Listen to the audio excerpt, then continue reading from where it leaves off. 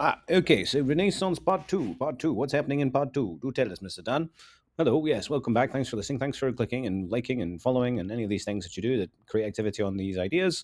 This is strictly non profit. I'm a solitary candidate, a strictly independent candidate for politics. And one of my main agendas is to make Joseph H. Pilates, the work of Joseph Pilates, this inspirational, life changing method for health and wellness and fitness and all the rest of it and happiness is inspired by Joseph H. Pilates. Let's try and get it into health, public health, available to the mass market, taught by well-paid teachers, celebrated individuals who are communicating health liberty and teaching health liberty and rescuing people from black holes of chronic disease where complex corporate medical skullduggery and whatnot causes injury and harm and life-changing deficiencies that people can never get over.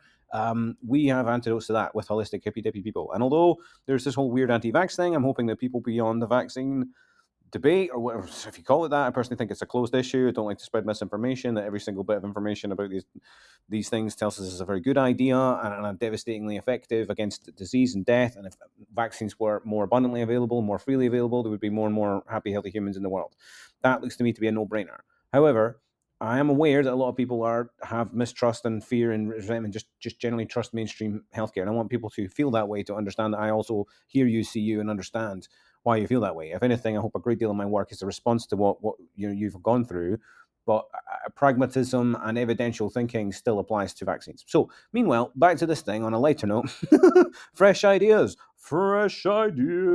renaissance, a new age, a new beginning, a chance to reinvent oneself, to turn oneself into something else, to reinvent, to reinvigor, renaissance. All right, it's about taking the way public health in most Western or even whatever other parts of the globe, democracies, advanced democracies all over the world, have got vibrant Pilates markets and completely disinterested public health programs. And I think that's absurd. I'd like to be a politician who has got a real core, joke, unintended pun there. Hey, got that one for free. Like, a core of holistic thinking, humanistic thinking, compassionate thinking for the self, for men, for women, for all genders, and is going to try and make Pilates a healthcare part of political thinking everywhere in the world. Isn't that fascinating? It made me mad, but isn't that what the guy was trying to do himself? I think it was. Thanks for listening, folks. Next slide. I'll generally tell you I waffle for ages, so feel free to kind of, do little domestic tasks. Perhaps relieve your ADHD somewhat by having me rambling in the background while you do something, and I'll generally let you know when there's something new and interesting on the screen, all right? Right. I think you Thank better you. just put a little Thank bit more. you. Next Well, first of all, slide. put some clothes on if you wouldn't mind. Yeah, well, I'm sorry about that. Yes, there's less tap saff in the rest of this. Tap saff. What do we tap? Tap saff is what Scottish people say when the sun comes out for about 10 or 15 minutes every year, and we all run around semi-naked trying to absorb as much sun and vitamin D as we can, a year's worth of vitamin D in one afternoon, and it generally works out with people getting burnt and ending up in hospital and stuff. Don't do that, you silly Scottish people. Don't listen to this man if he's just keep. Well, Mister Pilates was obsessed with you. Said get your kettle off as best you can. Listen, we'll not discuss this at the moment. All right, let's just keep it decent. Yes, try to just talk about the thing. How on earth are you going to make? What would that be like? Policy, public policy, health policies with Mr. Pilates. Tell me more. Right. Okay. Well, yes, exactly. It's like, well, they'd be the first response to chronic disease. So I've said that the time will come when Pilates exercises are the first mainstream response for all chronic pain. Right. So someone is presenting with some kind of chronic pain disorder, organ thing, and they're giving some form of treatment. I'm not saying remove any treatments. That's not at all what this is about. No, no, no. It's not about taking treatment away from anyone or removing any or be a pinch point in any way. No, no, no, no, no, no, no, no, no. This is about saying, could movement related issues be a factor in this? Are you doing healthy movement? Are you really doing holistic thinking with your movement and with your health? I mean, even like the most advanced teachers are struggling to make sure that they are doing holistic enough movement to guarantee health and wellness throughout every joint and muscle and sinew and every part of the body, functionality of all your joints of your spine, your toes, everything, the foot mechanics, your alignment of your joints while you move and while you're still and while you're having posture. It's like an interesting form of movement therapy. The machines are a great complement, possibly a necessity. The apparatus, the more apparatus one has access to, again, the more benefit one can grasp. But fundamentally, remember that Mr. Pilates himself put a very effective set of exercises. Those of us that do the classic, look, the classic is in there. It's rigorous, it's advanced, and everybody who's done their work so far in the London style or even in the LA community and have really taken it the West Coast Pilates style. Like things have moved forward in lots and lots of ways. I guess I'm wondering what else is left to be done. And what else is left to be done is to get the mainstream medical public health response to be that most of all, to just have a movement therapy program. This is how to stay healthy, population. Dear population, the government, us, we who you've elected to make good judgments about healthcare and give you good health advice and to some way provide care or healthcare, depending on how you think about it, have to at least provide liberty for healthcare, liberty for health, the opportunity for the individual to strive and train and overcome in the manner that all Pilates practitioners do the limitations of their current existing biomechanical arrangement and alter it through training, through movement, through activity, and then see the benefit of that long term. Resulting in better health. It's a cause and effect, causality, irrefutable, entropic. No one can ever argue with this, I'm afraid. I can't. If you want to argue with it, you want to take issue with it, what to do is do the opposite, right? Just do what I'm doing right now, sit on your backside and work away at a laptop and don't do any movement for ages and ages on end and see how much like this guy you still look like. The answer is not at all. You go to the damn gym, get in the damn gym, just get into the studio, get your thing on the go, do movement wherever you if you need anything. If you need to go to the gym, gyms and studios are great places because they give you a boost.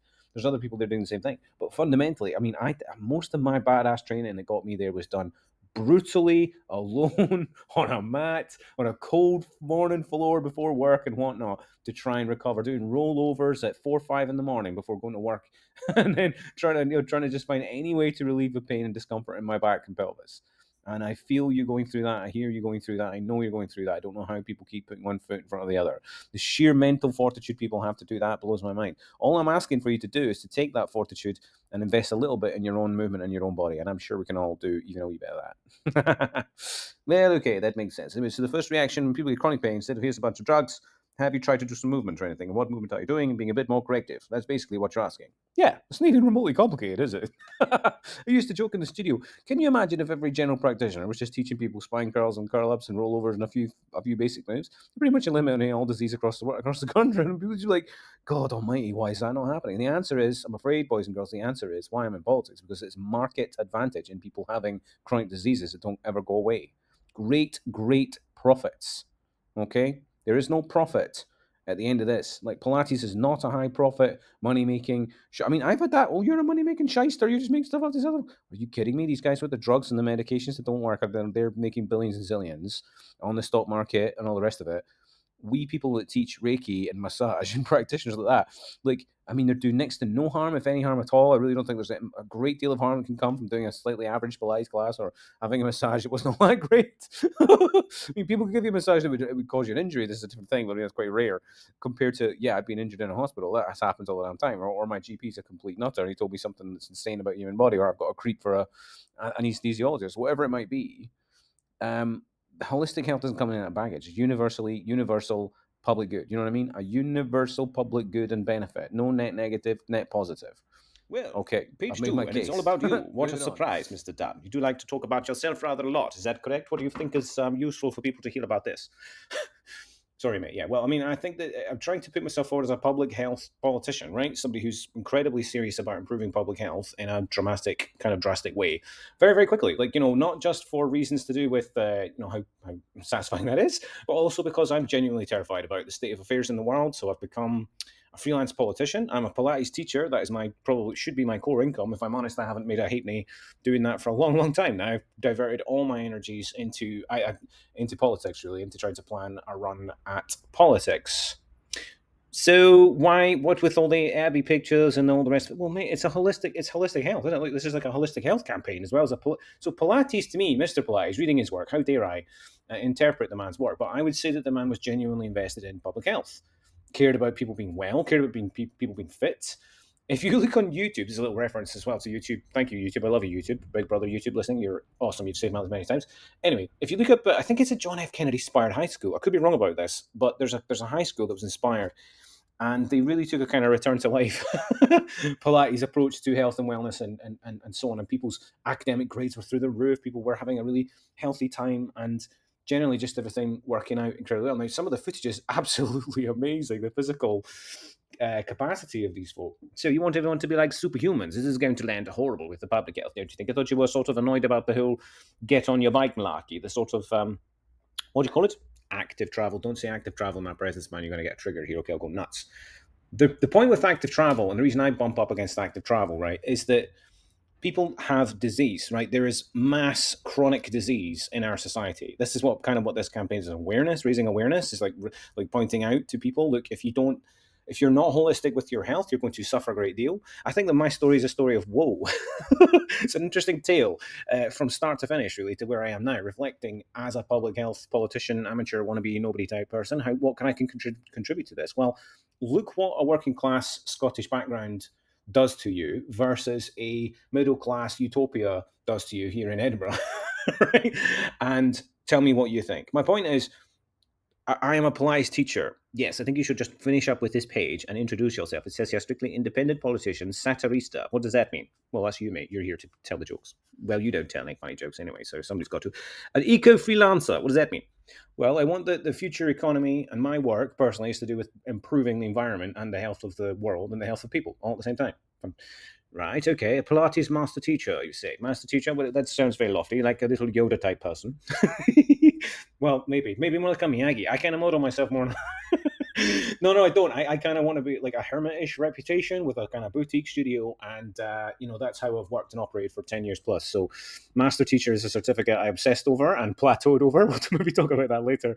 But it became like the most important thing to me in the world to have this badge of honor that kind of helped me feel like I completed a project led by an amazing teacher and a handful of amazing teachers that I met here. Again, Edinburgh is a utopia of amazing people and cool people. So they all helped me get to being a master teacher. Yeah. Well, okay. What about this thing? Managing director of Holism Inc. Holism Inc. What on earth is that? Well, that's the business, the hybrid. So modern day non-profit cooperatives, mutuals, all kind of rolled in together. You can do things with ideas. Ideas travel around the world now. And Holism Incorporated. Holism was originally going to be the new brand for the studio.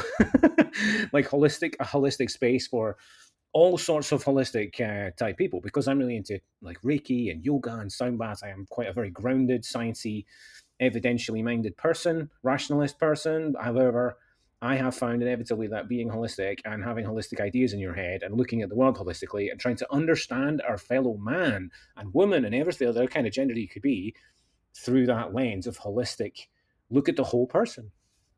Right, okay. So what about this thing with the open source politics? The grassroots union and a bike grease monkey. That's hilarious. You are a little grease monkey. Grease hobbit, more like. What about founder of what is this? Right, open source politics. So I'm pitching lots of businesses all at the same time because that's holistic, right? Okay, major point. What's the thing? Yes, well, I actually think there's quite a few little opportunities in here. I'm hoping to keep the excuse me, the holistic health person or the Pilates teacher or the yoga teacher or the Reiki teacher, the massage therapist, anyone who's doing something holistic already as a semi freelancer or any kind of freelancer doing something kind of artistic or out with the sort of normal economy, I would say maybe. These are business proposals, and including actually a possibility of why don't you just run as a candidate like me, and we'll just force all these bad politicians out. It shouldn't be too difficult to just have people to treat politics a bit like jury duty in the future. Jury duty? You're saying that what I do is like the jury? You can't just have any old person. You're trying to tell me that any old person could be a politician? That's absurd. Well, maybe not any old person. maybe any old person could be. But my point would be people who do this for a living or do something like this, even if we've fallen out over the decades, which is very common in these circles. Local people, small businesses, micro businesses, semi-large businesses, kind of festivals, writers, authors, whatever, Instagram babes, people who look better doing this than I do and are huge on the internet.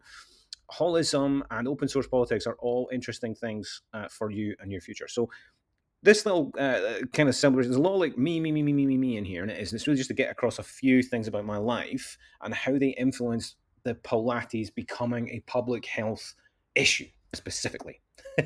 Okay, so that makes sense now. One of Right. the funniest things about this Next is the slide, fact then. that I really just have an overwhelming, desperate need to correct my own movement posture. Alignment here is a bit of a disaster. To the finer tuned teacher who happens to be tuning in, please don't judge me. This actually is from an earlier version of Ian. He's not at his perfect fitness. So this is pre-master Ian. This is pre-master Ian, right? So this is student Ian. What would I do? I would give him, I'll probably think about, oh, look, we're in the fitness tool library bit, right? So any random object to connect at the inner thigh a little bit. Yeah, some kind of knee compressiness, some kind of adduction, in order to kind of soothe and just kind of release the kind of holding that's in at this point. My pelvis and my hips and my abdomen and my breathing had recovered a fair bit, but I hadn't really fully overcome what I was going through. I haven't had any remission for a long, long time. I'm very, very lucky.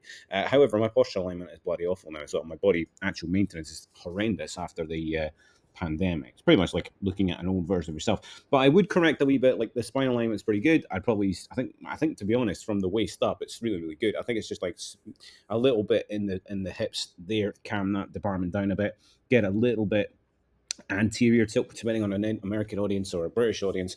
Basically, I would put my hands at the sacrum and tilt forward a little bit to kind of roll a little bit into release. Okay. Now, most male clients are not going to be able to do that. I count myself among a tiny minority of guys who are blessed with the ability to stretch and open up their hips. And I mean, most guys are as well. It just takes a lot of work. Take a lot of one of these things here, this little foam roller guy. So look, when it cut to the chase here, before I stop being distracted by my average shoulder placement as well. But the thing is, here with the fitness tool, the point is, crippling perfectionism is not healthy. Don't give that to your clients either, okay? And learn to be like, look, it's okay.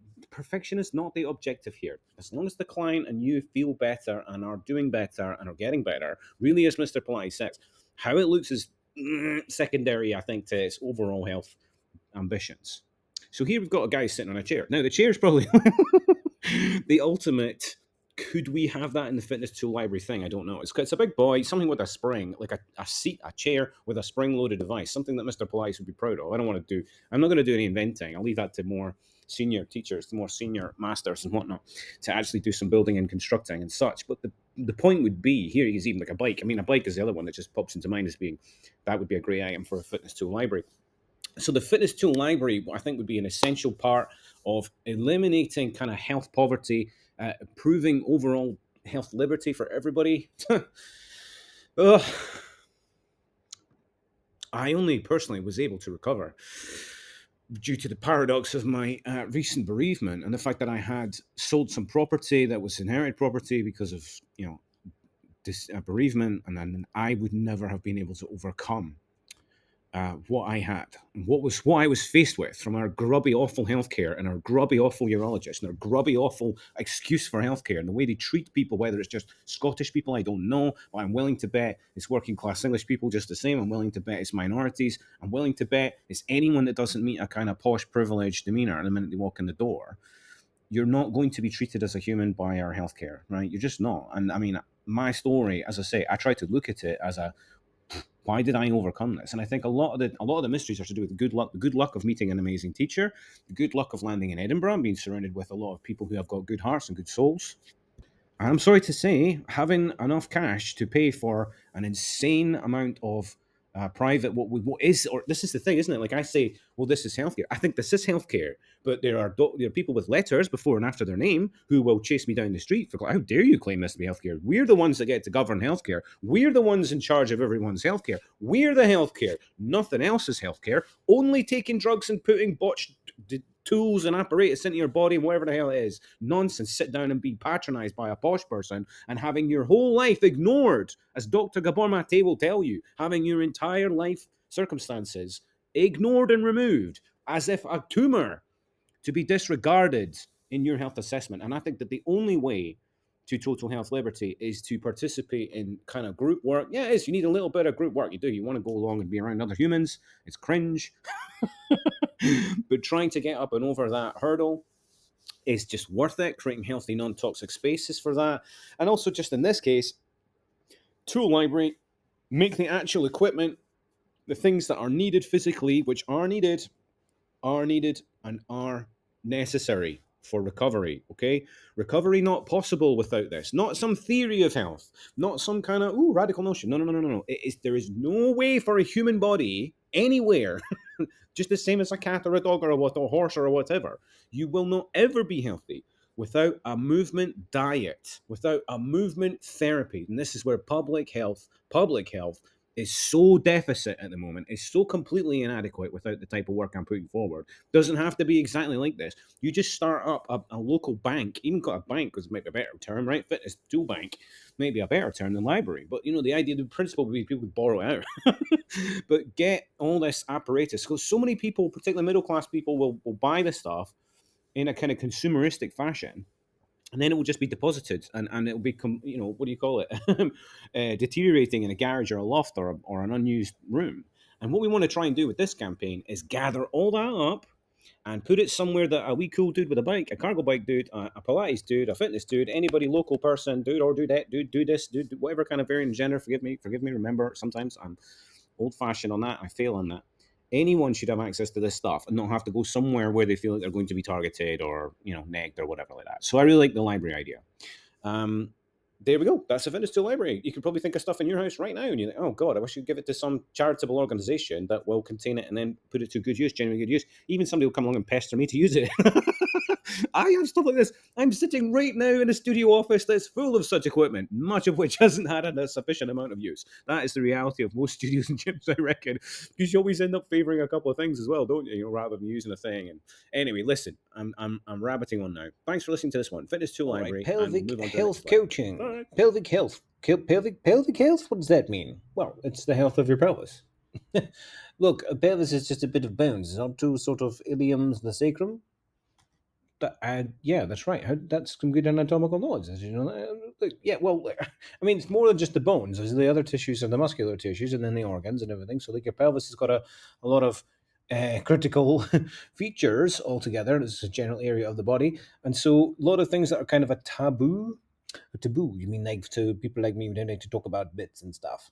Yes, well, they like to talk about bits if it's like when it's for the purposes of hatred, like telling people's bits are inappropriate and inadequate in some way, whatever it might be.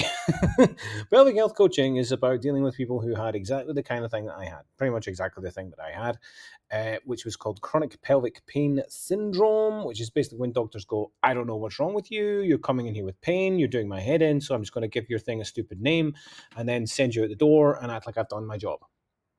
Well, that's a bit of a facetious way to put it. Do you have to put it that way? Yes, I do. I have to put it that way. I have to put it that way so that the audience, the listener knows you are not alone in your feelings of absolute head-banging disbelief about how bad healthcare provision is in this country for matters that should be very straightforward.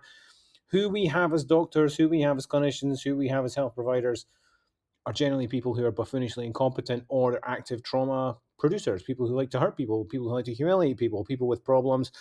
I recently watched an excellent documentary. I'd like to commit this page to a documentary called Bleeding Edge, I think it's called, on Netflix. If you've not seen Bleeding Edge on Netflix, please go and check that out. Netflix. That will pretty much explain to you the kind of awful things. Because, I mean, you cannot be a Pilates teacher and not come across people that have been hurt in this way. I just don't know how you can be a Pilates teacher and not come across consistently people with these kind of issues. Now, either that people just aren't talking to you about it. I recommend that you try and teach more one-to-ones and try and get to know people's issues and try to get to know what people are going through or have been through. And so this is a type of therapy. This is probably my most high value item of all the items that I'm selling that are from me to customer. I'd love to be teaching healthcare professionals and healthcare people a bit more about what I've been through, what the Pilates I've done. So this like 299 kind of half day thing is really designed to give people of different professions a good insight into my work and hopefully inform their work to be better and more sensitive to people with issues and more useful for people with issues. And again, if I just talk that on the internet, then I've got absolutely no value. So I do need to, the stuff that's for professionals and how to do that, that will be of, purchasable in this manner as described.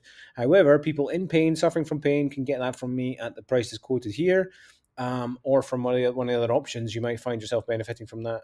But pelvic health coaching specifically, this could be done over the phone, in the studio, or with me coming out to your address, wherever you might be. Bringing some small equipment. Probably the most time effective, useful thing you could do if you're a chronic pelvic pain person suffering from a range of chronic pain issues. It's just arrange a follow. It's just arrange a chat with me and have an initial chat with me. I'm very happy to do up to an initial 20 minutes of chat for completely for free. Anything over 20 minutes, I need to start billing because it's quite a lot of demand and stuff. But feel free to get in touch if you'd like to just have some questions about what this is. But a really good shout would be to just get an hour or get 90 minutes or whatever and get a chance to talk to me, because usually it will be people having to download huge amounts of stuff to me. How, sometimes that can be relevant, irrelevant, whatever, but it's like it can be a useful experience for the people going through it. And for me personally, having gone through it, I'll tell you, nothing beats just offloading about what happened and how it went down and how you were treated and all that. I mean, even that can alleviate a great deal of pain and discomfort and and suffering. So, pelvic health coaching features all these things on here. Release. And we'll move on to the next when slide. the Thank you hounds have very got much. someone and you need them to get, let go. Release the hounds. No, not that kind of release. No, mate. Kind of release is the kind of thing that Pilates people, hippie dippy people, we say all the time. We're talking about bodies that are holding on to tension, areas of muscular tension, postural alignment tension, fatigue tension, stress tension, emotional tension, all these things. This is a bit about the emotional mind body stuff, okay? Again, deepening and enhancing what is already on the menu for a Pilates teacher, not to dilute what is Pilates, but just to add new services in addition so that your Pilates service, your Pilates business, your Pilates studio is offering a broader range of therapies and a broader range of benefits for people. So this one is more really just for myself, to be honest. This is just me. Release. I call this release. This is something that I've come up with. Oh, so I can buy a license for this. No, not for this one. No, I mean, there's nothing really to stop people doing the exact same thing. Again, Happy Bars would probably cover that. That's really what Happy Bars is. Happy Bars is kind of this, but for other people to take it up and use it and to use that brand. But this is my personal brand. I'm trying to attract a market for this type of material, probably aimed at men, dare I say it? Look, I mean, I feel like there's a male market that's just unaddressed, to be honest. I think that I don't like to present things that just say men only or women only, unless it's obviously like to do with pregnancy or whatever. So I'm not going to do that. But you can see that it's to do with, again, emotional release and basically just getting time with somebody who's not some kind of weird shaman person, some kind of weird, kind of, I don't know, far out, hippy dippy, trippy person, but is holistic, but in a sensible way, in a grounded, healthy way, if you know what I mean. Yes, no, I know what you mean, because it's a fruitcake market, and no one knows what to buy and what to go for, and where everyone is. And sometimes you can pay a lot of money for people that have got huge qualifications and get absolute rubbish. Oh, mate, I know. Tell me about it. Listen, you're absolutely right. It's absolutely right. That is one of the big problems that we've got, and I think that for your local providers who are already trusted and that your clients already trust you, why not just offer them a bit of emotional support therapy too on the side? Just give it a name, put it on the menu, and try it out. And I guarantee you'll find that people will probably benefit greatly from it, more than you're anticipating, because truthfully, most of what goes on in sort of clinical led therapies is really, really low value, if not toxic, if not harmful, if not net negative, honestly. Well, that's pretty devastating and damning. So I guess it's a regulation problem. What are the regulations then for this? Is there any kind of laws and such we should be aware of if you want to do this kind of thing? No, not really. I mean, like, if you counseling, pretty much it's a bit of a problem, because there are big businesses who can just create brands, just put an app up and say, well, you're going to get quote quote therapy, and again, it's not a loophole necessarily, is my argument. Although it looks like a loophole, it's just something that's an open market that is featuring some need for competition and better offerings. So, like, really good people who are very compassionate and empathetic tend not to be very good at getting themselves organized in business, shall we say. But I know exactly what you mean. So, okay, so you're providing that. There's a release, talking therapies for people with chronic pain. Horrendous. And if you're in that kind of pain, what you want to do is just give this man a shout, and just, I personally offload to him all of the time, rant and I rave at him, because he's a bit of a nincompoop and a bit of an imbecile sometimes, and I just have to offload. Dude, it's not like that. It's not. No.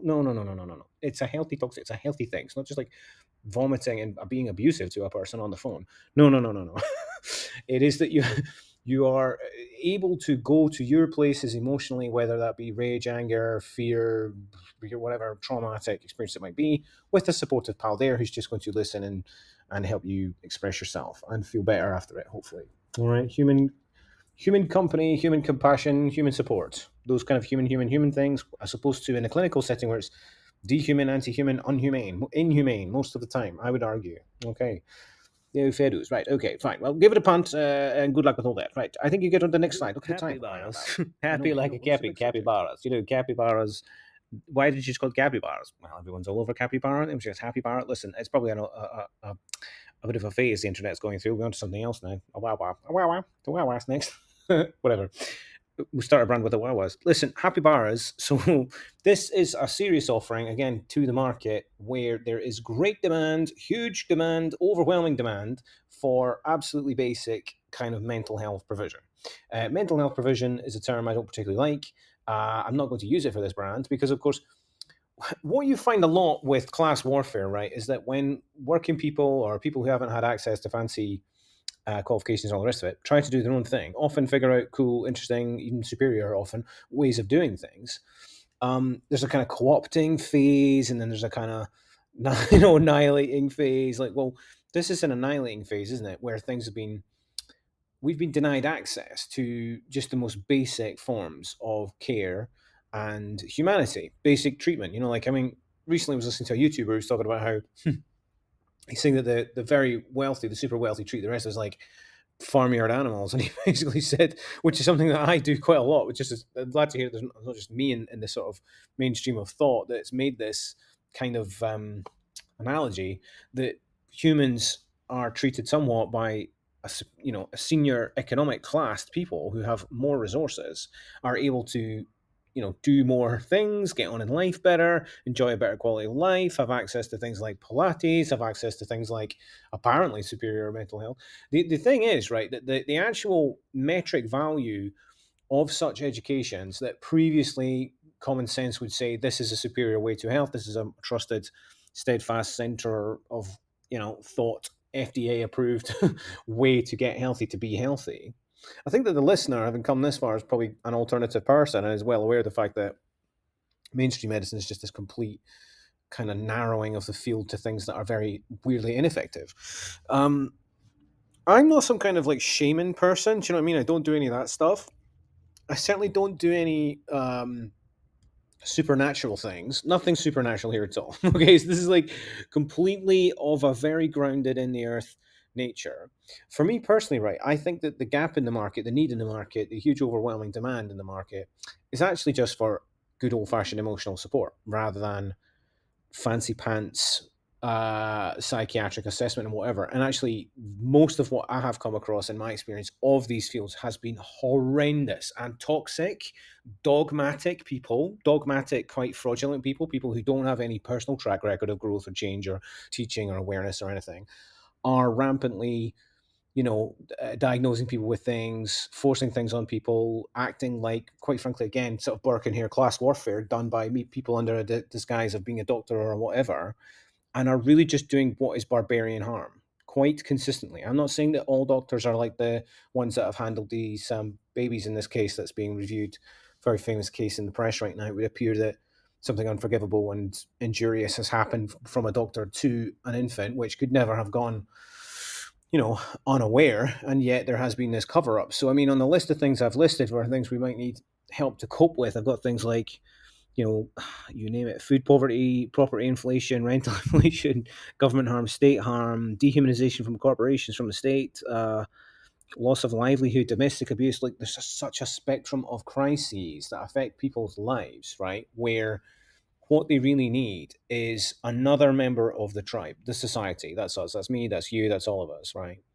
To listen and hear them out and represent another human's presence in their world who cares, who gives a damn, who thinks it's outrageous that they're suffering in this way, who feels bad that they're suffering, and is present with the person suffering in a way that creates a support. So, like in the case I was quoting, like these kind of more extreme abuse cases are examples. Like, folk in these cases have had to rely on a particularly large, well-known charity here in the UK, 116123, which is the number for the Samaritans. This charity, well, this is not a charity, sorry, let me just say what this is. This is a kind of non-profit, open source initiative, right? So what, again, like hybrid, everything's hybrid and weird with me because like it has to be. There's got to be these, we've got a really locked down market, to be honest, with lots of red tape and prohibition issues and stuff like that. Trying to find a way through it for the freelancer has been a curiosity of mine for quite a while because this is the way I want to work. This is the way economically I want to go along with healthcare, because I think that anyone choosing to work for an institution is in danger of just taking on all the problems of that institution and doing extreme harm on behalf of that institution. So the free marketness and the open marketness that exists in my model for healthcare is one where we are making decisions about whom we trust our health to based on who that individual is, right? I can't think of another way to do it, guys. I can't think of another way. The biggest problem is we walk into big institutions or we phone up charities and we have no idea the standard that we're going to get. We could get an excellent standard, and the ones that are doing excellent are often kind of forgotten about, particularly if you listen to such high critics as me, who have absurdly high expectations. Well, absurdly high.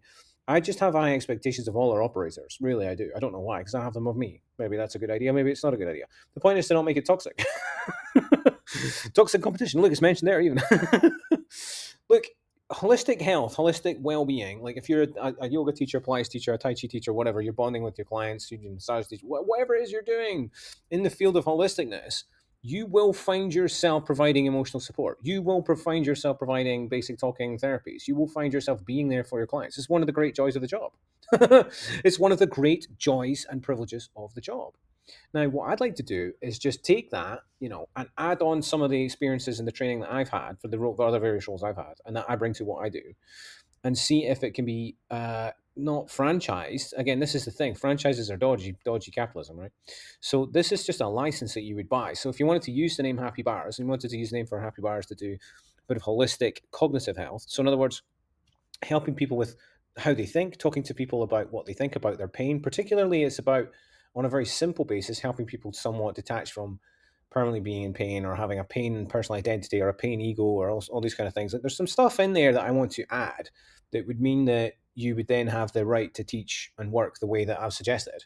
But you wouldn't be locked down. And again, the whole point of this is just it's just licensed to use the brand, and then it's an open source initiative from there on. So in other words, you the practitioner, it's all down to you. And again, I think that's how it should be with doctors. If you think about it traditionally, if you think about what they tell us GPs and doctors in local practice should be like, it's having a trusted person there, right? So I think that I quite like just that. Maybe if we're just to hold on to that thought of traditional, conventional doctor wisdom, perhaps for the mental health revolution, this is part of my politics, some mental health crisis policy proposal. This would create a very small, bite-sized form of training, which is akin to the type that I've done in the charitable sector, which wouldn't take a great deal of investment, a huge amount of time, whatever, but it would probably have enough kind of, what would you say, effectiveness and utility and benefit to be worth charging a market price, an hourly rate, of something that is. I mean, I'm putting the license for $49.99. It's just a one-off payment to me because to use the name and the brand and the logo and all that, and then to do that wee bit of covering the issues and what I'd like to make sure that I can guarantee this is roughly how you're going to practice, so that the name is protected a little bit, right? But ultimately, this is a free market, guys. And I mean, particularly, there's very little regulation at the moment. We're suffering massively from that with these big beast operations like BetterHelp and all that. So imagine you've done a bit of training and you can say, I'm a happy bar. What's happy bars? Oh, happy bars is this thing where you do a little bit of training to become a little bit of an emotional support person. And I charge you a market rate that is below what the clinical people are charging, what the counseling people are charging, because they've inflated their prices to insane rates where now, like, the vast majority of people can't access it. And it means that what I'd like to do is create some revenue streams for people with this. I'm like the whole create jobs banter. I'm like, I to create productivity and revenue generating productivity as well. And that is what this is. So people would be utilizing their time, providing their time, their ear. This could be in a range of settings. You could actually have a happy bar dynamic that's a little bit more like a kind of, I don't know, mentorship type arrangement. I haven't done all the plans for it yet, but it's a very straightforward idea of wanting to take away a little bit of the power and the market capture and the prohibition effectively of cheap, reasonably priced, cheap relative to the extortionate price that it is now for the average person. It very, very affordable. Because the point is, like, we want this price tag to be affordable, that people use the service fairly abundantly. Do you know what I mean? Instead of being very, very stingy with it, being very, very kind of caught up in the success per hour and all the rest of it. Like, I mean, I've had a variety of experiences, great, great, great experiences. Everyone I've done talk therapy with, thank you very, very much for the experiences I've had with all of them, mentorships, actual therapy relationships, and every other kind of one, charity experience and collegiate and whatnot. I've just learned and learned and learned so much. And what I feel is that the gap in the market, the overwhelming need in the market, is not for a high skilled response or a high tech response.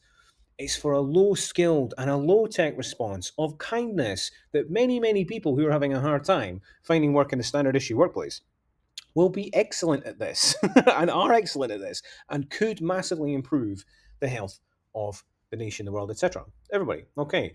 So that's Happy Bars. Happy Bars is an add on business opportunity for your current holistic business as well. It's a way to do a little bit of training and generate a nice open source brand. And then you're very much on your own as a happy bar. The thing is about the security for being sued. No one can sue you. No one can accuse you of mis-selling or any kind of weird market condition problems, because happy bars is kind of its own thing. We just get to create that. This is what creation is like. You just come up with a thing, make it happen, put it into practice. With a happy bar, we can create that. Like, what are you doing? Well, I'm going to have a happy bar session with my happy bar. Who's your happy bar? Oh, my happy bar is kind of, like an AA person. You've got an AA person? All right. Oh, God, your sponsor, right? What, remember they used to call it that, the sponsor? Your happy bar would be a person who's, maybe it could even be somebody in your local community, depending on the security features of this and taking certain, casual risks. I don't want to say the word risk. What does that mean?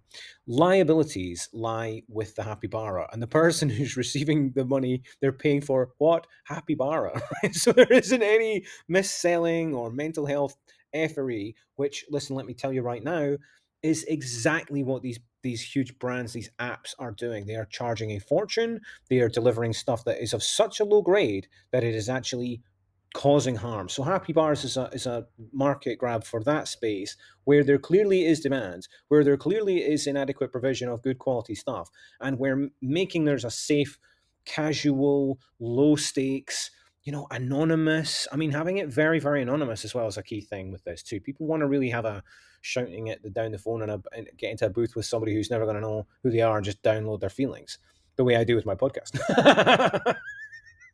And then they start to feel better, and that is what emotional support is, emotional release, getting the toxic stuff up and out. We live in a terrible situation. I hope you've been looking at that list while we've been here, and we're going to move on to the next slide now. That's the happy bars explained. Thank you very happy bars and capybaras all explained. Fantastic. Good luck with that. That's another addition to your holistic business profile. Well done, and we'll just keep improving Right, so the what's health of the this one world. here? Bike, Next slide. bike Thank you very much. fit? Ooh, lovely graphic, eh? Yes, mate. Thank you very much. I think that the rest of it looks pretty hideous. What's all these numbers and stuff? I mean, what's going on here? 90-minute session for 90 quid. Well, I mean, it's not extortion, but what are you going to do for 90 quid for 90 minutes? Well, what we do is we get you and your bike together, and me and you, and we just make sure that you're riding your bike in a way that's healthy, like just a bare minimum standard of how's your bike set up? Is it a safe and healthy bike for you? See, the one pictured here is one of the ones I've got, which I love it so very much. It's the Reese Mueller Multi Tinker, which is a very stylish gizmo, and that one in particularly well set up to look like a little bit like you could carry a person around on. You kind of can. You can get a kind of small adult on the back of it, but it's like this is more about just actually athletic riding bikes, you know? So, athletically riding a bike, or, and this is the other thing, riding your bike for work. Okay. So, for Mr. Pilates himself, right, this would be one of my cases why this is a reasonable connection to make. Yeah, it's a bit of a, like, bikes and, but did Mr. Pilates invent the bicycle? Did he? No, no. Okay. I'm on all the cool, although, did you notice I've got reformers in my logo? That's cool, right? Yeah, very good, very good. Whatever, right? Come on, explain it. Explain it. Right. It's so like let's say, well, Mr. Pilates, yeah, he had his reputation on Broadway in New York as well. That's where he gained notoriety, shall we say, for being very effective in training and supporting, and apparently, kind of, they would say at the time, healing and repairing people. But look, it's just about rehabbing injured people back to functionality. And so, because it is like that, that's really what's always happening. Good Pilates, traditional Pilates, healthy Pilates is making you better when you finish. You're better at the end of it than when you started. You're healthier every time you do it. Not like going to the gym. Sometimes you come back from a gym completely depleted and burnt out and exhausted and having injured your muscles with the intent to cause atrophy and all that. Well, this is not really the goal with Pilates. So it's a nourishing, healing, healthy thing you can do, along with other more rigorous, shall we say, less universally healthy, because we've all got our thing. With me, it was the cycling, length of the country, trying to run. I haven't given up on running. I just do it very, very little, because I realize how important developmental fitness is. Developmental fitness for kids and healthy movement for kids is something that we'll come to another time. Can't be a renaissance without the little babies getting a little run at stuff. And really, how do we bridge that, and how do we approach that in a very naturalistic way? At the moment, Pilates, I would say, strictly for the over, even if for the over, probably like the over 21s, I would say, realistically, right? It really ought to be for the over 21s. Most therapeutically, I'm not saying people under cannot benefit from that. That's not what I'm saying at all. Crack up, knock yourself out, have fun. It's amazing. In fact, you can do it at that ultra. No, I'm just going for ultra level. Like, there's this guy in Germany. He's got an amazing studio. If you look up, I think they're called Bluebird in Munich. There's a gentleman there who I've watched do some stunning work, some level I can never keep up with. Jean Claude something or other. Forgive me, not remembering your name off the top of my head. I'm improv, I don't really script any of my content. That's why it's weird and tangential like this. But my argument to all of my Pilates brothers and sisters and everything in between, we've got this need in the market for cycling to become the primary mode of transport. Not only is this a need, I would say this is desirable. This is an opportunity for movement therapists. right? As in making the cycling, the shift to pedaling and cycling and walking around, which I think is a good idea, but I just hate the whole campaign for it. The way it's been campaigned for and executed, as you know, don't get me started on active travel. I suppose this is a, in that context, right, is to deal with, well, if people are going to be expected to make a living on bicycles and pedal around and do the biking, it has to be a healthy working life. So connecting that to grassroots, which is my proposal for a union, which I'll do a little bit more on the other. There's another video in this on this material, healthcare and movement and such material. Transport and public health, is that the one? Yes, transport, mate. Thank you. Yes, transport and public health. Part three, that's still to come, or part two, whichever. Um, yes, thank you. Well, in that we're sort of trying to join the two things together. Is that what's happening? Exactly, mate. It's like healthy working life on the bike. Let's just make that and cater to that market through Pilates. Now, what I'd recommend, if you are a Pilates teacher, provider, studio anywhere in the UK or anywhere in the US or anywhere in the world, really, and you'd like some input on how to prepare a workshop, or even if you'd like to try and use the same brand in an open source way. And again, the benefit of doing that is this shared mutual growth asset, the marketing asset that we're all marketing one another, but people are aware that it's, again, a bit like an Uber type thing or whatever, who is the individual operator ought to be judged as an individual operator. It's just that we're using the brand to identify the service and communicate with our market audience that if you are doing a lot of cycling, really for any reason, this is a great complement to it. And you can see that I've proposed a few incentives for pedal gig workers. So in other words, if you can get people to join your union, the Grassroots Human Traffic Workers Union, which would be a way of trying to unite this workforce and help them come up with solutions and provide services for them as kind of entrepreneurs. I mean, kind of entrepreneurs. They are entrepreneurs. People that are cutting about and providing for Deliveroo, Just Eat, and all the rest of it, and Uber, they are little entrepreneurs. Like, they face all the challenge of a real entrepreneur. They face all the challenges of any other business. It's a daunting and frightening world. And what I'd like to do is try and connect together all the ones who do pedaling and say, you are the champions. Okay, nothing about the guys driving and scootering. Look, I'm not like, who am I to judge, guys? Okay, look, I'm sorry. I'm just, for me personally, I'm a movement guy. I'm concerned about the future of the planet. And if you're scooting about on me moped hairdryer, I really would like you to be riding something like this multi tinker pictured and getting you the equipment to do that, getting you the support you need to do that, and getting you transitioned over to that is a very investable opportunity, I think. It's investable for the state and it's investable for big business as well, because you guys at the moment that see this Deliveroo, particularly this Deliveroo brand, where did that brand come from? How did that become a mainstream brand? Did they spend a fortune, billions and billions and billions on advertising? Well, they had to spend a bit on advertising, but a lot of it was done by you guys riding around, wearing their colors, waving their flag, carrying their cuboid, perfect marketing billboard box. Billboard Baggins. Will we come to that one now? Oh, Billboard Baggins. This is your marketing one, right? From the Lord of the Rings, Tolkien, the Bilbo Baggins. Now he's a billboard. It's shameless, absolute pilfering of our British heritage. How dare you? Look, it's a parody, man. I'm trying to be silly. It's a loving parody, okay? I'm a huge fan of Hobbits. I am a Hobbit myself, for goodness sake. Right, we'll get whatever. Get to the point about why billboards and baggins and billboard bagging hobbits and the hobbits is doing things and the hobbit playing riddles in the dark and fighting big dragons and corporations and actually winning and making a difference to the environment and the economy and doing wonderful jobs. Is that what you mean? It is, mate. Yes, I think that the people doing this are very inspiring workers. I think they deserve a big round of applause from everybody who's had a wonderful pizza like I've had delivered today, even delivered by an outstanding person, this time to a moped person. But all of you doing courier delivery work who are workers, I wish I could represent all of you in the Human Traffic Workers Union. I would like for you to convert over and drop your petrol machine for a pedaling machine. And any kind of health barrier that might be in the way of that, any kind of physical barrier you might have, vehicle, person, I mean, I want to do this when I'm in my 80s. Like, what you're doing now, I kind of think is one of the most honourable careers in the world right now. And of course, it is one of the lowest paid, most disrespected and ignored and disregarded. And so let us have a wee moment of recollection of what it's like, how hard it is on the British streets with this brand that's designed for somewhere much more temperate and an idea designed for somewhere more temperate, probably.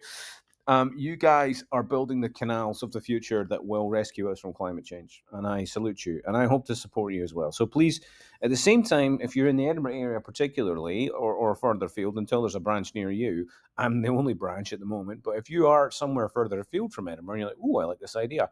Oh, I can teach enough movement, or I've got a Pilates degree, or some sort of Pilates certification, or whatever."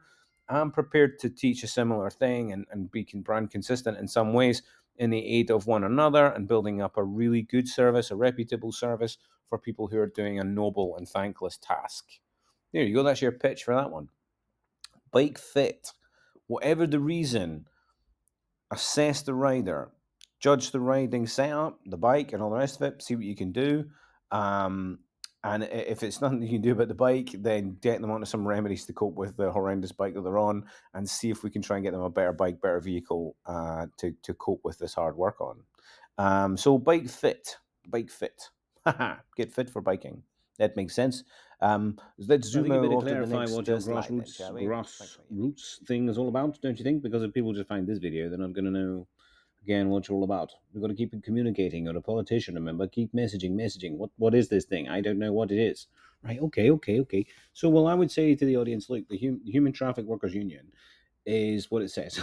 I provocatively called it Human Traffic Workers Union because it is largely people of a minority background, of an immigrant background, who are going to be doing this type of work, isn't it?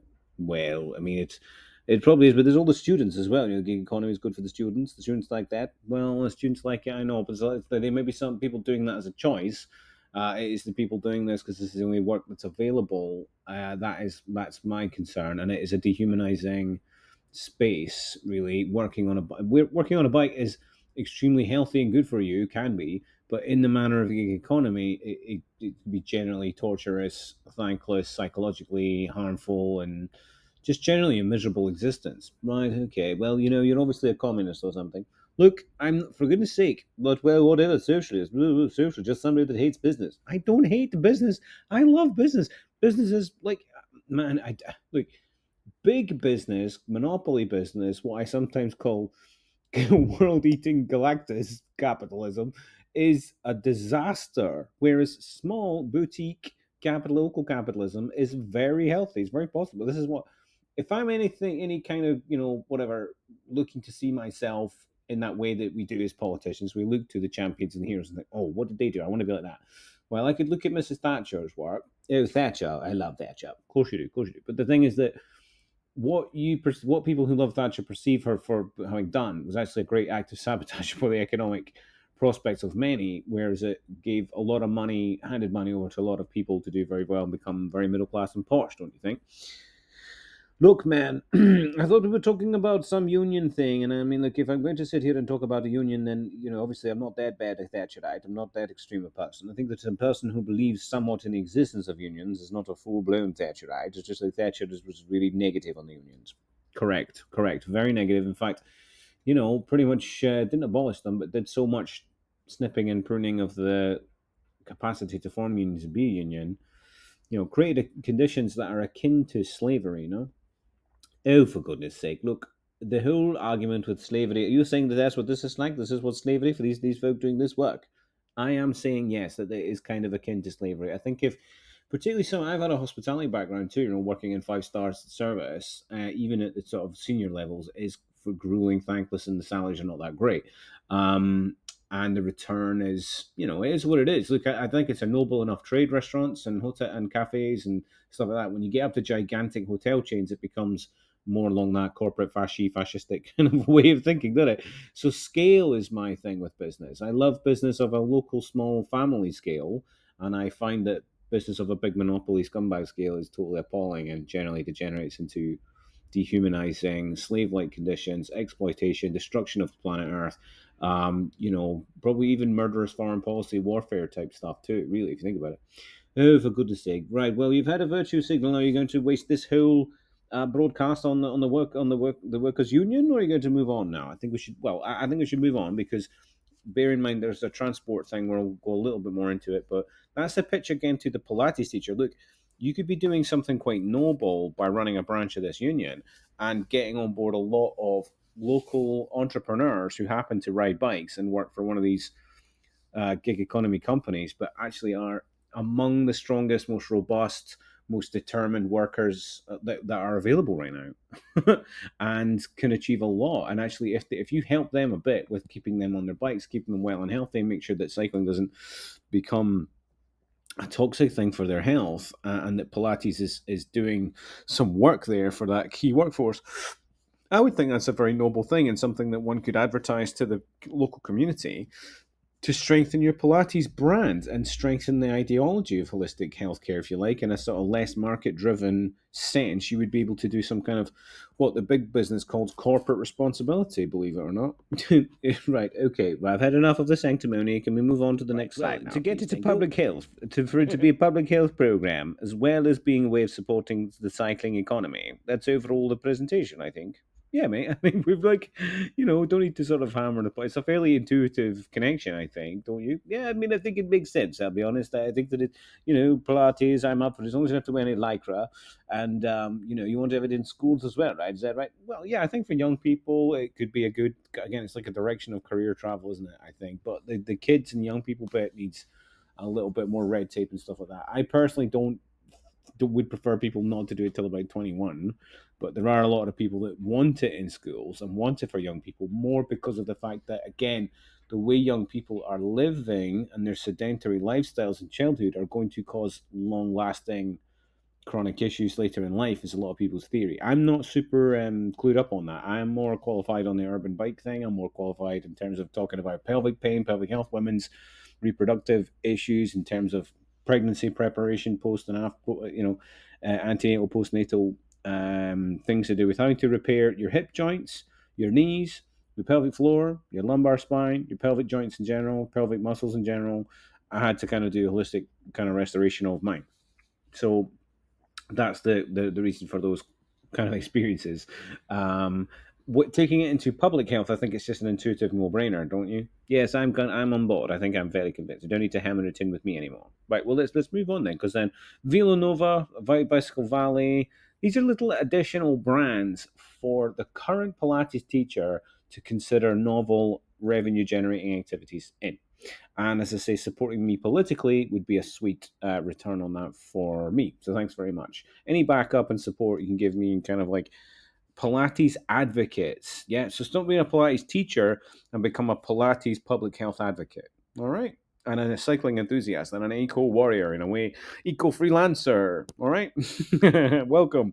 What we'll look at next, let's have a quick look at some other new type brands that I would offer as with a little program to go with them very reasonably to other Pilates providers as well and to the general public.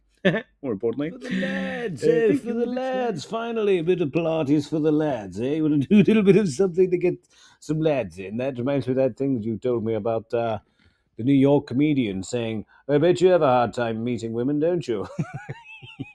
Mate, I know it's like I've gone from like an all male, super toxic male environment at the hotel to like a completely female dominant environment. And the thing is, they're both a nightmare. You need a good, healthy mixture. That's what you need, a good, healthy mixture of both. That's what you need. Anyway, yeah, so this is a little bit of kind of market reach here. This is something I kind of am holding my nose a little bit to do it. What do you mean by that? Did you put Pilates for the men, for the lads? What's wrong with the lads? Well, I generally find that things that are just for men are generally pretty rubbish, aren't they? Like Top Gear and stuff. Top Gear is a bloody good program. What else? What else you don't like? Match of the day? You don't like Match of the Day? I don't really watch. No, I just can't be. But I just anything with the groups of men running around and all that, and it's just predominantly men. I'm just completely bored, absolutely bored out of my nut. Well, I think you've got a problem. You're obviously a homosexual person then. That's your logic? Is it not more that I'm way more interested in women than listen? This is a silly conversation. Look, can we get back to the Pilates for men bit? Make it a locker room talk before it's even begun. Well, it's not a locker room talk. I'm just pointing out that you're like a big, big Jesse and all that. Men, listen to me, hear me. Pilates has not maybe got the best reputation. Yeah, even though Tony Stark did say to Captain America, how are you so spry, Captain America, after being in the ice for 100 years, whatever it was, 50, 60 years, right?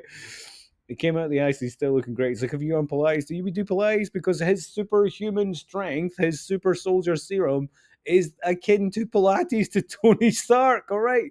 Now, I'm telling you guys, technique in Pilates, getting your movement skills, the precision of your alignment, the quality of your movement is so key. Look, this is what they say in the gym is form. Isn't it? Form, right? So down the gym environment, which is an environment I've never really found myself all that at home in, but I do love my time at the gym. Compared to the Pilates studio is like a kind of tuning space. It's like a fine tuning workshop. And the gym is where you're hammering out your hours and your on your whatever. That's how I kind of have always lived. Like my Pilates is this, although my classic mat's a daily thing, was a daily thing for a lot of the time. Classic mat is to me the greatest physical challenge I've ever taken on. Like my marathon was easier.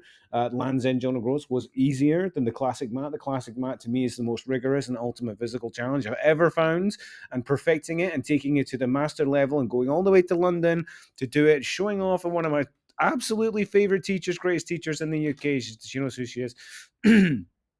This colleague of her there was there to observe me and said it was amazing to see the mat done in the way that he wanted it to be done. Yes. That made my day. As in, the way Mr. Pilates meant the mat to be ran is how I ran it. Now, if you can do the same in your training, guys, you will get a male audience. You will hold on to a male audience. You don't need to make it toxic competitive. The one to compete with is oneself. The body to compete with is your one you had yesterday and the one you want to have tomorrow. And all these kind of inspirational Rocky Balboa time quotations. These offerings are just two things that I want to lend out. Again, little brands, right? Sparta Icos. It's like a kind of idea I had where, look, if I can teach some of the most badass lifty people how to do some of their things a tiny bit better and let them feel like they'd taken a bit of Pilates and applied it to their work, that would be a win. So here we've got these two things, the nose tap.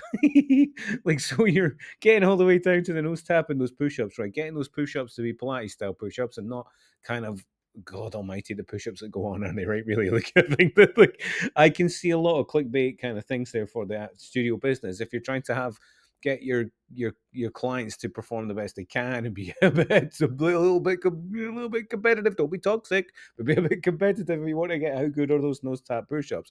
How hard can we push ourselves is the challenge, yeah. And the same over here for the pull-up academy, getting those chins up, the chin-up academy and the push-up academy. Pull-ups make us feel good. It's like these are new things on my Pilates menu, which will be available through my Patreon once I get around to the work. They'll just be like, this is how to do it. There's some particular points, diagrams, standards to look for, checkpoints of my own that I've picked up over the time. And Chris, to see for the pull-up one in particular, there's some optional equipment, apparatus setups, and also apparatus and equipment tuition for nose tap stuff too. Just to take those two key things, the two, the pull up and the push up are like the man's ultimate weapons. To be like beating your chest and building your arms up is the most testosterone building thing you can do. Okay, that is again evidentially based assertion there. I hope you can agree with me, or look me up and tell me I'm wrong. Whatever. But so Pilates as a sense of precision, high quality performance, elite exercise. It really is all these things. So Pilates pour homme would just be a way of saying, well, how do I sort of market this for guys a bit better? Don't market in a way that alienates any particular gender. That would be my suggestion. Try and create marketing like this marketing. Does this market one way or the other, boys and girls? Not really, does it? Do you know what I mean? So maybe even calling it pure home. That's how I've always had an issue with saying, well, I'm going to make this specifically just for this gender only. And so it's maybe the middle road is to say, well, these products on the menu are more catered to. Does that make sense? Oh, it's a bit contradictory, I know, but these are my two offerings, and they are based on functionality. As in, right, as in, this would not, I think, hopefully not alienate women. It just would present better to men. All right.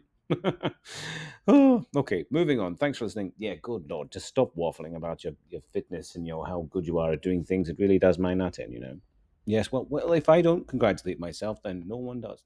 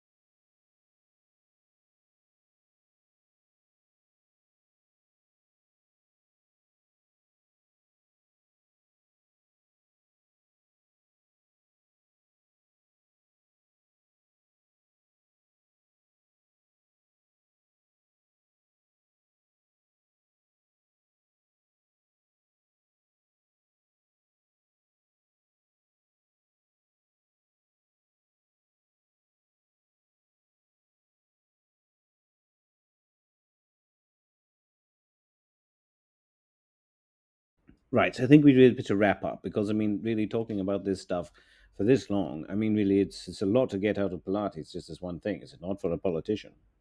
Well, I've got a whole other one coming up. There's another one. There's another part three to do, which is all about transport. Because like now we've established that there's a need for Pilates in public